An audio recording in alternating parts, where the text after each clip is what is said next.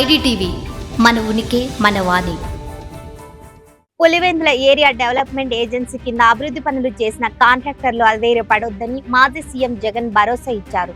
కోర్టుకు వెళ్లైన బిల్లులు తెచ్చుకుందామని అన్నారు.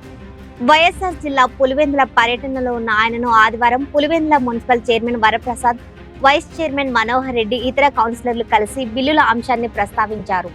నీరు చెట్టు కింద పనిచేసిన టీడీపీ నాయకులకు 250 కోట్ల మేర బిల్లులు వైసీపీ ప్రభుత్వ హయాంలో చెల్లించినట్లు జగన్ గుర్తు చేశారు.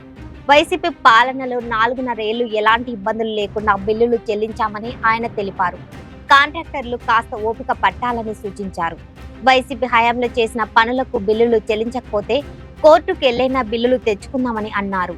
మరోవైపు ఆదివారం జగన్ ను కలిసేందుకు క్యాంపు కార్యాలయానికి తరలి వచ్చిన కార్యకర్తలు, అభిమానుల మధ్య తోపులాట జరగడంతో పోలీసులు రంగంలోకి దిగి లాఠీచార్జ్ చేయాల్సి వచ్చింది. ఈ క్రమంలో కార్యాలయ అద్దాలు పగిలి ఓ కార్యకర్తకు గాయాలయ్యాయి. క్యాంపు కార్యాలయానికి పోలీసులు పటిష్ట బందోబస్తు ఏర్పాటు చేశారు. పులివెందుల, కడప డీఎస్పీలు వినోద్ కుమార్, రవికుమార్, రమాకాంత్ ఆధ్వర్యంలో 9 మంది సిఐలు, 7 ఎస్ఐలు, 130 మంది పోలీసులు బందోబస్తులో పాల్గొన్నారు.